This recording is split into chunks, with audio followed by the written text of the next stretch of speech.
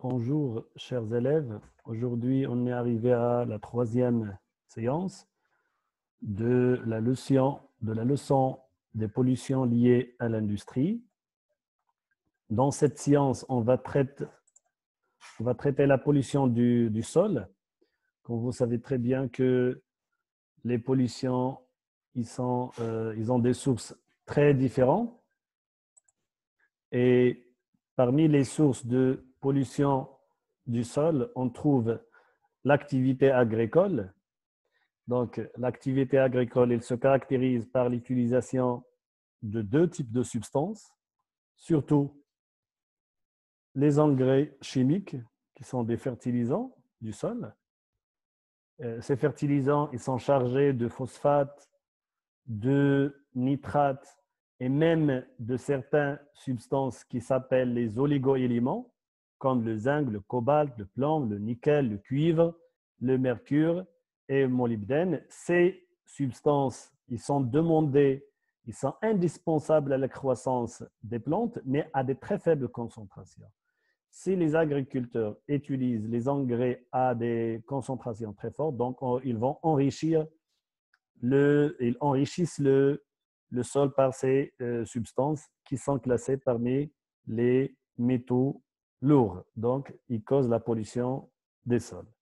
Deuxième type de substance, ce sont les pesticides, c'est-à-dire ces sortes de poisons utilisés pour traiter soit les mauvaises herbes, ce sont les herbicides, ou bien pour traiter les insectes, ce sont les insecticides, ou bien pour traiter les champignons, ce sont les fongicides. Bien. Donc, on peut déduire facilement que l'emploi ou bien l'utilisation excessive des engrais chimiques et des pesticides dans l'agriculture, c'est la cause principale de la pollution des sols. Et parmi les conséquences de la pollution des sols, on va étudier un autre document qui nous montre les conséquences de la pollution des sols. Le tableau de la figure B, il nous montre la tolérance des plantes aux variations de pH du sol, c'est-à-dire le degré de pH acceptable par les plantes pour qu'ils croître de façon normale. Et si on observe que la plupart des plantes, ils tolèrent des pH qui se situent entre 5,5 et 7,5, donc c'est un pH neutre, faiblement basique et faiblement acide, mais les pH qui sont inférieurs à 5,5, c'est-à-dire les sols qui sont trop acides, bien les sols qui sont trop basiques, ils ne permettent pas la croissance normale des plantes. Donc,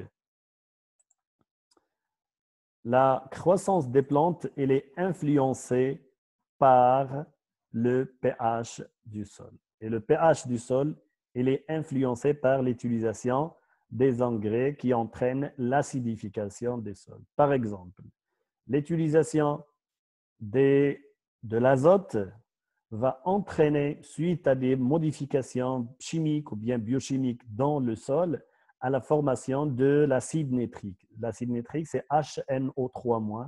C'est un acide qui peut libérer un proton. Donc, la production de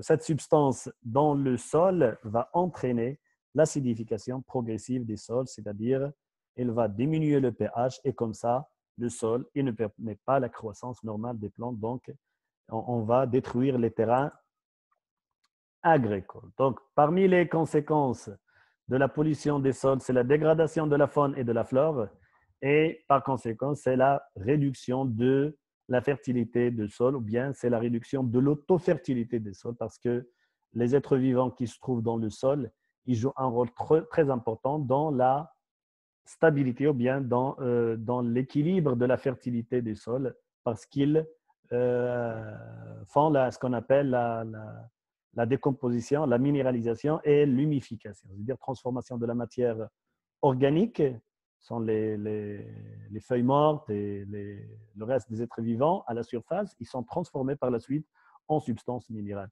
En absence de ces êtres vivants, la faune et la flore, on ne peut pas arriver à ce phénomène de l'autofertilisation de sol. Troisième conséquence, c'est la croissance, perturbation de la croissance des plantes, soit dans les espaces verts naturels ou bien même dans les terrains agricoles. Et par la suite, la perte de la valeur productive des terrains agricoles. Donc, les terrains agricoles, ils deviennent de moins en moins productifs, c'est-à-dire que la composition chimique des sols a été modifiée. Bien. Et le danger, l'autre danger de l'utilisation des engrais et des pesticides dans le domaine agricole, c'est la contamination des produits alimentaires, ce qui menace la santé des consommateurs. On va passer à une autre figure. C'est une figure explicative. C'est un schéma explicatif qui nous montre les différentes sources de pollution. Donc, la pollution du sol, si on schématise le sol comme la photo, il reçoit des polluants de différentes sources. Parmi les sources qui qui contaminent le sol, c'est les pluies acides chargées de substances qui proviennent de l'industrie généralement. Il reçoit des engrais chimiques et des pesticides qui proviennent de l'activité agricole et ils reçoivent des déchets industriels et domestiques qui sont portés par des rejets liquides ou bien par des rejets solides. Par exemple, le lixivia qui provient de déchets ménagers ou bien des rejets liquides des zones urbaines ou bien des rejets liquides des zones industrielles. Donc, tous ces rejets, ils sont trop chargés en substances, surtout substances polluantes, surtout les métaux lourds, les pesticides, les substances dissous de différentes natures, les éléments radioactifs, tous ces éléments, ils contaminent le sol. Par la suite, le sol va transférer ces polluants vers les eaux souterraines et par la suite, au niveau des sources d'eau, ils peuvent arriver aux eaux de surface. Et ils contaminent les plantes qui se trouvent ou bien qui s'installent sur ce sol qui est infecté. Par la suite, les polluants ils seront transférés vers ou bien ils seront transférés vers les animaux qui peuvent consommer ces végétaux ou bien ces plantes. Donc, le sol, il joue un rôle intermédiaire dans le transmet ou bien dans le transfert des polluants entre les constituants d'un milieu naturel. C'est-à-dire, les polluants qu'on produit dans un milieu, ils ne restent plus dans ce milieu, mais ils se transmettent d'un milieu à un milieu, ce qui aggrave les conséquences de ces polluants. Bien. On va passer aux indicateurs de la pollution. Donc, il y a plusieurs indicateurs. Qui sont ces indicateurs et comment on utilise ces indicateurs et quelle est l'importance de ces indicateurs. Donc, il y a des indicateurs physico-chimiques.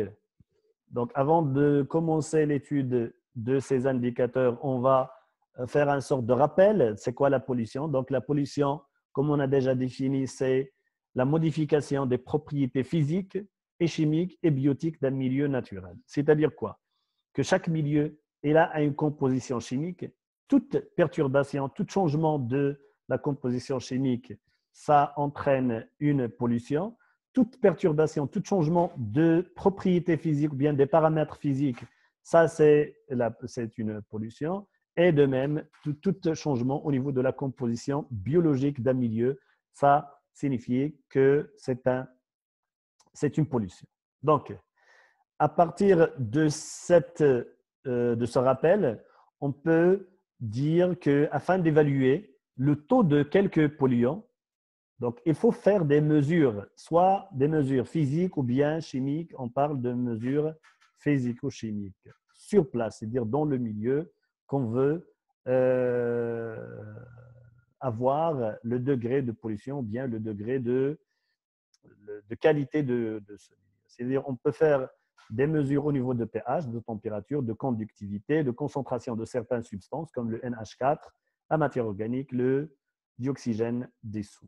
Donc, et ça, en amont, et en aval d'une source de pollution, ou bien il faut des mesures avant et après l'installation d'une usine ou bien l'installation d'une source de pollution susceptible.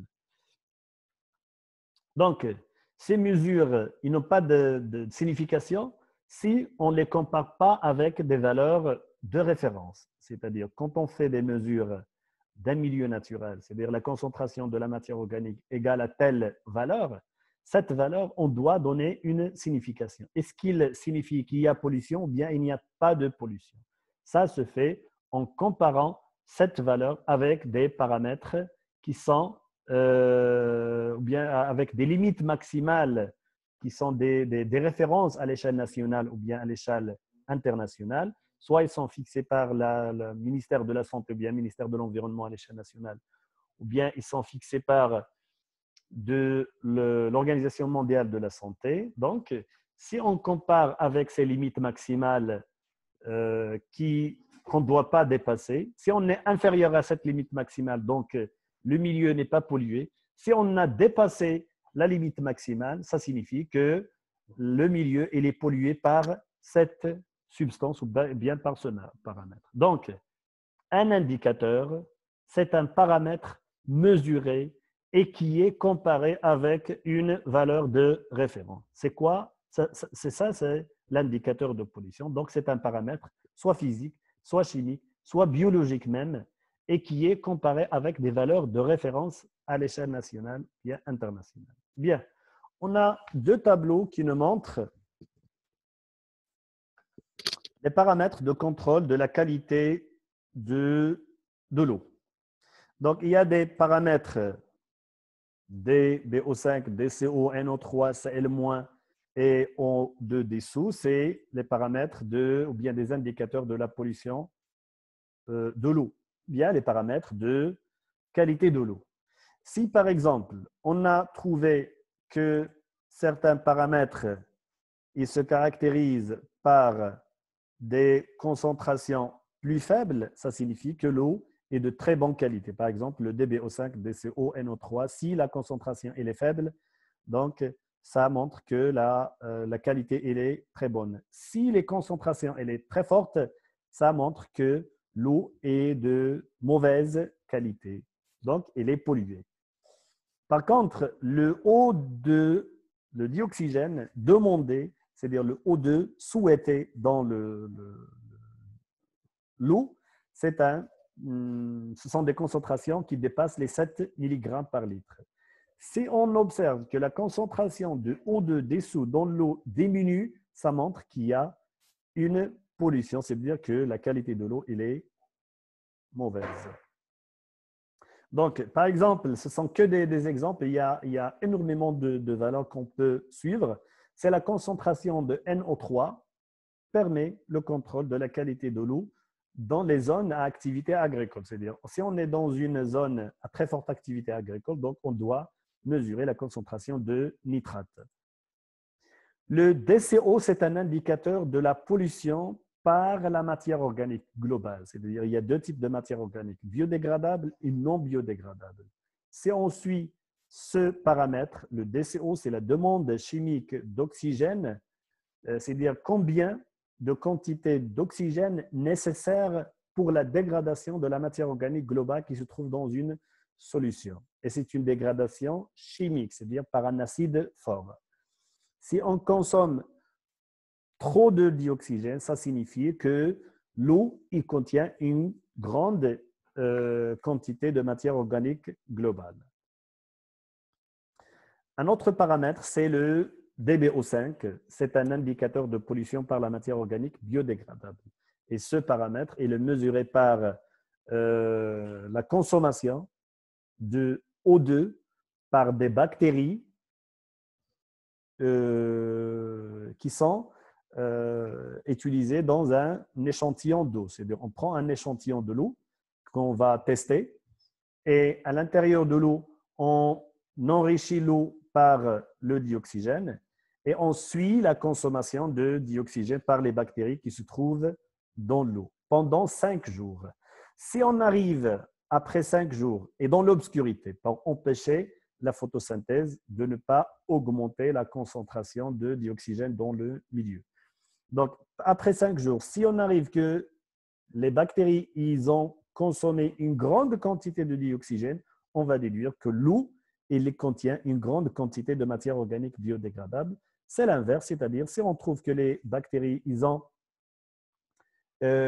consommer une petite quantité de dioxygène, on va déduire que l'eau contient une petite quantité de matière organique biodégradable. Donc, les paramètres physiques, ce sont très simples. C'est la transparence. On peut mesurer la transparence de l'eau, c'est-à-dire c'est l'observation des objets qui sont à quelle profondeur on observe un objet dans l'eau. Si on observe un objet à une profondeur d'1 mètre, donc c'est la transparence, c'est 1 mètre. Si on observe des objets à 5 mètres, donc c'est la transparence, elle est 5 mètres. Donc l'eau, elle est transparente. Donc c'est la clarté, la transparence, ou bien c'est la clarté de l'eau. Deuxième, c'est le MES, c'est-à-dire la matière organique et la matière en suspension dans l'eau, c'est-à-dire la quantité des impuretés, des matières qui sont en suspension dans l'eau. Et les deux paramètres, ils sont liés, c'est-à-dire si la matière en suspension elle est élevée, la transparence de l'eau, il devient faible.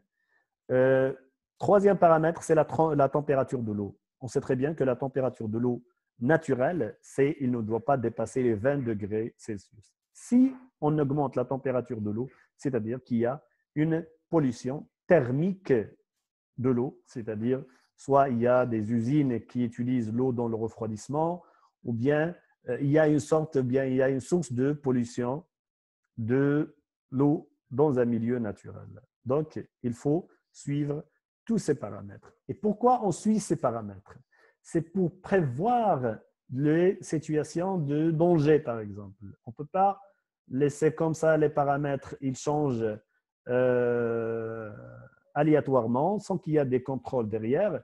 Et un jour, on va arriver à des concentrations très élevées en une substance. Et comme ça, on va trouver qu'il y a des milliers de gens qui tombent malades d'un seul coup. Donc, il faut éviter d'arriver à ces crises environnementales. Pour cela, tous les paramètres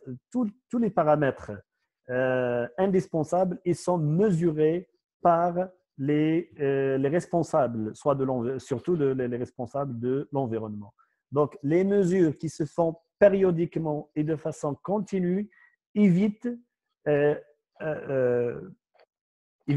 ne pas arriver à une catastrophe écologique, et il détecte s'il y a une nouvelle source de pollution qui est ajoutée à un milieu. C'est-à-dire, si on suit toujours la concentration de NO3 et on a trouvé qu'on mesure toujours des concentrations dans certaines valeurs, mais une année après ou bien 2 ans après, on a trouvé que cette concentration a augmenté, donc on va dire qu'il y a une nouvelle source de pollution. Donc, on va ouvrir une investigation afin de déterminer la source de pollution qui s'ajoute à un milieu donné. Pardon. Bien. En plus, il y a plusieurs paramètres à ajouter en fonction de la source de pollution suspectée. C'est-à-dire, si on est dans un milieu à activité agricole, donc on doit toujours suivre la concentration des pesticides. Si on est près d'une zone industrielle, donc on doit suivre la concentration des métaux lourds, et ainsi de suite. C'est-à-dire, ces paramètres, ils sont souples et ça dépend de la source de pollution. Bien. Pour contrôler la qualité de l'air, il y a toujours des paramètres physiques et des paramètres chimiques. Donc, certains indicateurs de pollution, ce sont des concentrations qu'on fait, souvent la concentration de SO2, NO2, la quantité des particules en suspension. Donc, et tous ces paramètres, c'est en relation avec des valeurs maximales de référence, soit nationales ou bien de l'OMS. Donc, il y a ces concentrations, c'est-à-dire ces paramètres physiques et chimiques. Donc, et en comparant ces paramètres avec les normes nationales et internationales. Par exemple, si on suit la concentration de SO2 dans la station de gare routière à Rabat et dans la Bève de Kala à Marrakech, on va trouver que les concentrations en SO2, ils dépassent largement la limite maximale. Donc l'air dans ces milieux, dans ces deux milieux, c'est de l'air pollué. Donc la cause principale de la pollution dans la gare routière, c'est la condensation des véhicules. Pour cela, toutes les communes, les grandes villes, ils ont une politique de déplacer les gares routières vers l'extérieur des villes pour diminuer l'effet de ces milieux sur la pollution de l'air. Comme exemple à Tanger, donc récemment la commune a changé l'emplacement de la gare, donc la gare routière se trouve à l'extérieur de la ville et c'est la même politique dans toutes les villes, les grandes villes marocaines. C'est pour éviter cette source de pollution. Bien. On va passer à la dernière paragraphe de cette séance, ce sont les indicateurs biologiques. Donc, c'est quoi un indicateur biologique? On sait très bien que dans la nature, il y a des espèces qui sont très sensibles, c'est-à-dire qui sont très exigeants de point de vue conditions de vie. Et il y a des espèces qui sont très résistantes. Donc, les espèces qui sont très sensibles, donc, ils constituent un indicateur de la bonne qualité, du bon qualité de milieu, soit de l'eau, soit de l'air, soit du sol. Si une espèce très sensible se trouve dans un milieu, c'est-à-dire qu'il n'y a plus de source de pollution parce qu'il y a un individu qui est très, très sensible. Donc, la présence de l'espèce dans un milieu constitue un indicateur de la bonne qualité de ce milieu.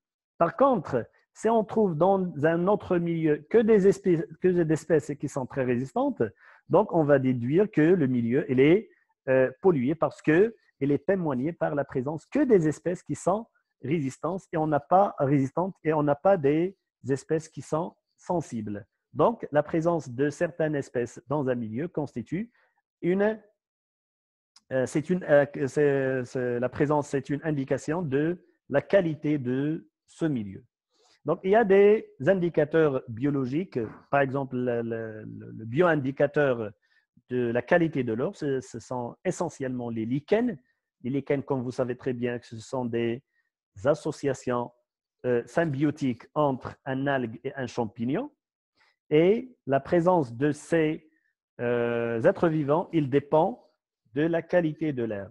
Il y a des espèces qui sont très résistantes à la pollution de l'air. Ils sont classés numéro 0, 1, 2, 3, 4. Et il y a des espèces qui sont très sensibles à la pollution de l'air. Ils sont classés parmi les catégories 7, 8, 9, 10. Donc, si on a trouvé des espèces de la catégorie 0 à 3, donc l'air il est très pollué. Si on trouve des espèces dans un milieu, dans une forêt par exemple, de la catégorie 7, 8, 9, 10, donc on dit que l'air il est de bonne ou bien de très bonne qualité. De même, on va passer à l'étude des organismes indicateurs de la qualité des eaux douces, par exemple. Donc, le document il nous présente deux types d'insectes ou bien deux types des organismes animaux. On a les larves de plicoptères, ce sont des larves des insectes qui demandent une qualité de l'eau très élevée. Donc, la présence de ces larves dans l'eau témoigne une bonne qualité de l'eau. Par contre, il y a des indicateurs d'eau polluée, par exemple, les larves des chironomes, ce sont des larves qui demandent une concentration élevée en matière organique. Et ça constitue un indicateur. La présence de ces larves dans l'eau, c'est un indicateur de la pollution de l'eau par la matière organique. Il y a d'autres indicateur qui indique la pollution, par exemple, des sols. C'est l'IBQS, c'est un indicateur biologique de qualité des sols. Cet indicateur, il utilise essentiellement le nombre total de la macrofaune trouvée dans le sol. Si on trouve plus de biodiversité avec des nombres très élevés, ça témoigne qu'il y a que le sol il est de très bonne qualité. Donc, j'arrête à ce point-là. Donc, je vous dis au revoir et à la séance prochaine.